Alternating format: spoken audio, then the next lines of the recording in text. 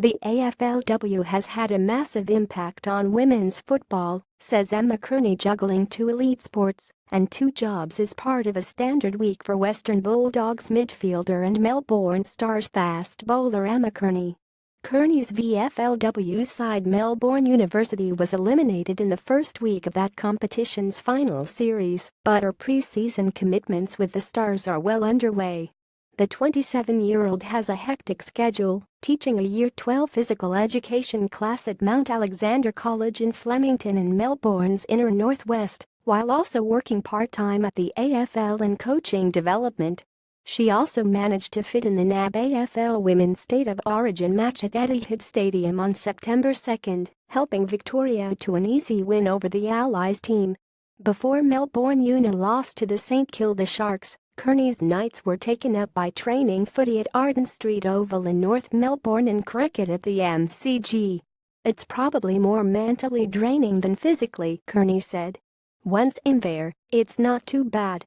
But it's actually getting to training and then putting on a uniform that can be tiring.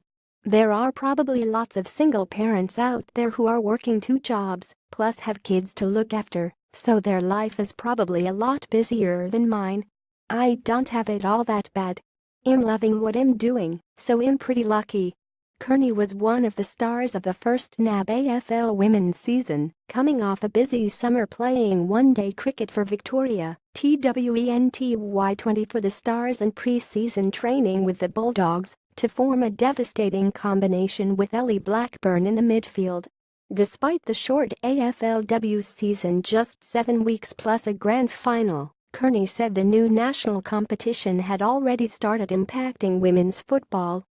"Having an elite environment for the girls to train in has certainly helped VFL standard. Even Box Hill and Geelong, which don't have a lot of AFLW players in their sides, have really good infrastructure, very good head coaches and the support staff around them. They probably also had a lot of money going into it, that's certainly helped them. I've certainly noticed there's a significant standard increase.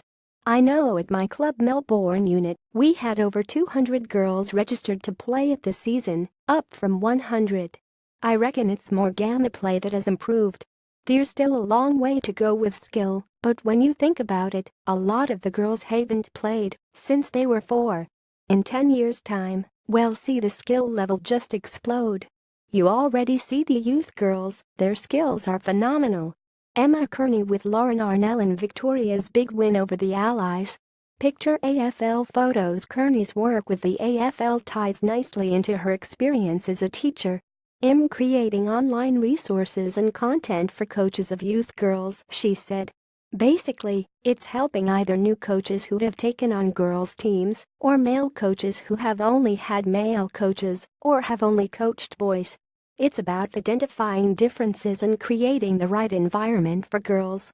Kearney, who also coaches in UNDER 12 girls side in Flemington, said there are a few things coaches who have only worked with boys before have to consider. "Certainly, the motivations to play footy are quite different. Males tend to be more focused on winning, whereas girls are just there to have fun with their friends and be more social. In terms of an actual training session, girls are very social compared to the boys, so they're generally very chatty."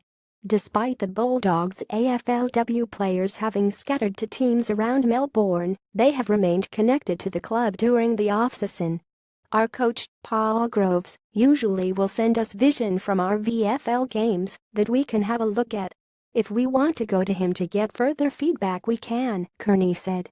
"We're still in touch with our medical staff, so we've got access to physios if we're needing them, or if we want extra strength and conditioning help, we've got that as well." The AFLW preseason is expected to start in November.